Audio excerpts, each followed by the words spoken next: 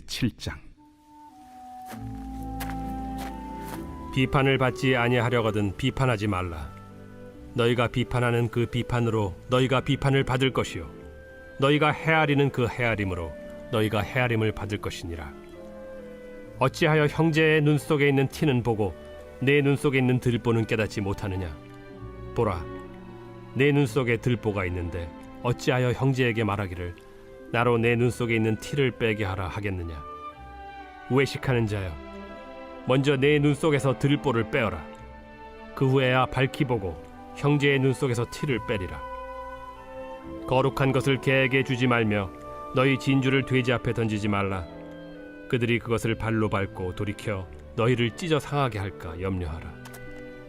구하라, 그리하면 너희에게 주실 것이요 찾으라, 그리하면 찾아낼 것이요 문을 두드리라, 그리하면 너희에게 열릴 것이니 구하는 이마다 받을 것이요 찾는 이는 찾아낼 것이요 두드리는 이에게는 열릴 것이니라. 너희 중에 누가 아들이 떡을 달라 하는데 돌을 주며 생선을 달라 하는데 뱀을 줄 사람이 있겠느냐? 너희가 악한 자라도 좋은 것으로 자식에게 줄 줄 알거든 하물며 하늘에 계신 너희 아버지께서 구하는 자에게 좋은 것으로 주시지 않겠느냐? 그러므로 무엇이든지 남에게 대접을 받고자 하는 대로 너희도 남을 대접하라. 이것이 율법이요 선지자니라. 할렐루야. 오늘 우리에게 주신 하나님의 말씀은 마태복음 7장 1절부터 12절 말씀입니다. 오늘 말씀의 제목은 우리는 하나님이 아니라 사람입니다 입니다. 요즘은 내비게이션이 보편화되어서요, 참 편리한 점이요, 과속 카메라가 맵에 표시가 되고 경고음이 들린다는 것입니다. 과속 카메라가 있는 곳 1km 또는 500m 전부터 내비게이션은 경고음을 냅니다. 그리고 그 경고음은요, 순간적으로 브레이크 페달을 밟게 해서 과속 카메라에 찍혀서 벌금을 내야 하는 그런 순간을 모면하게 해주지요. 사실 벌금을 물리는 것이 목적이라면 내비게이션에 과속 카메라가 표시가 되면 안 되죠. 모르게 찰칵 찍혀야 벌금을 많이 거둘 수 있지 않겠습니까? 그런데 왜 내비게이션에 표시가 되고 과속 표지판이 경고를 할까요? 과속 카메라를 설치한 이유는 벌금이 목적이 아니라 과속을 방지하여 사고를 막기 위함이기 때문입니다. 우리가 오해하는 것 중 하나가 바로 율법에 관한 이런 시각이지요. 하나님께서 율법을 만드신 것은 그것이 족쇄가 되어 우리의 삶을 옥죄기 위함이 아닙니다. 그리고 율법을 범하면 마치 하나님의 구원에서 끊어져서 과속 카메라에 찍혀 벌금을 내듯이 제사를 지내고 경건 생활에 매진하여서 그 죄를 씻어내야 구원에 가깝다는 것을 하나님은 이야기하시지 않았습니다. 오직 율법은요, 스스로 돌아보아 경건의 삶으로 나아가게 하는, 그런 복음으로 나아가게 하는 초등교사 역할을 할 뿐이지요. 그렇기 때문에 율법의 잣대는요, 나의 경건의 삶을 그렇게 돋보이게 만들거나 또 상대방을 비판하는 그런 도구가 되는 것이 아닙니다. 오늘 예수께서 말씀하시는 대상은 굉장히 명확합니다. 그 당시 율법으로 다른 이들을 비판하고 재단하는 데 능한 바리새인과 서기관들을 향한 메시지죠. 그들의 모습을 예수께서는 직접적으로 신랄하게 비판하십니다. 너희도 비판의 대상인데 어찌 너희가 비판하고 있냐? 거룩한 척하는 너희들이 뒤로 죄를 더 짓고 있는 것을 잘한다. 너희부터 잘해라. 이것이 주님의 메시지죠. 그런데 뜬금없이 6절 말씀이 등장합니다. 거룩한 것을 개에게 주지 말며 너희 진주를 돼지 앞에 던지지 말라. 그들이 그것을 발로 밟고 돌이켜 너희를 찢어 상하게 할까 염려하라. 이게 또 무슨 말일까요?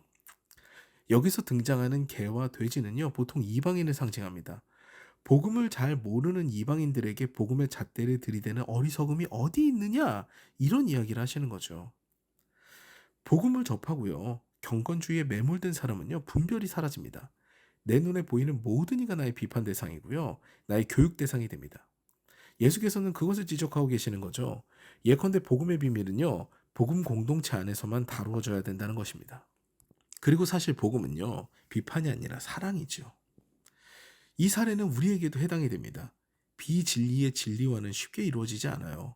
복음을 모르는 이들, 특히 우리 자녀 세대들에게 복음의 심오한 진리를 이야기해서 그들이 깨달으리라 생각하는 것은 상당한 오만이죠. 사실 우리도 잘 모르거든요. 그들에게 전해야 하는 복음은요, 오히려 굉장히 쉽고 간단해야 됩니다. 하나님께서 너를 사랑하고 있어. 너는 혼자가 아니야. 하나님은 너를 기다리고 계셔. 하나님을 믿는 그 순간부터 너는 행복할 거야. 나는 너와 함께 이 행복한 신앙생활을 하고 싶어. 이같이 간단하죠. 이제 막 걸음마를 뗀 아이와 같은 신앙인이나 믿지 않는 자들에게 경건의 삶과 율법의 잣대를 들이대고, 그리고 경건의 삶의 그런 방식들, 행동들, 이런 것들 가르치는 것은요, 오히려 이후에 하나님의 진리와 복음이 하찮게 되어버리는 안타까운 상황이 됩니다. 그리고 7절 이후부터는요, 예수께서는 기도할 때 우리가 어떻게 기도해야 하는지를 확실하게 말씀 주시죠. 정말 사소하고 하찮아 보이는 것을 우리는 구하는데 능해야 됩니다. 하나님께서는요, 날마다 필요한 것들을 우리에게 주시는 분이시죠. 하나님, 저에게 벤츠를 주세요. 라는 기도보다는요, 하나님, 제가 직장 생활하는데 차가 필요합니다. 저에게 가장 적절한 차를 적절한 시기에 만나게 해주세요. 라는 기도가 하나님 보시기에 합당한 기도예요. 왜냐하면 주시는 이는 하나님이시기 때문입니다.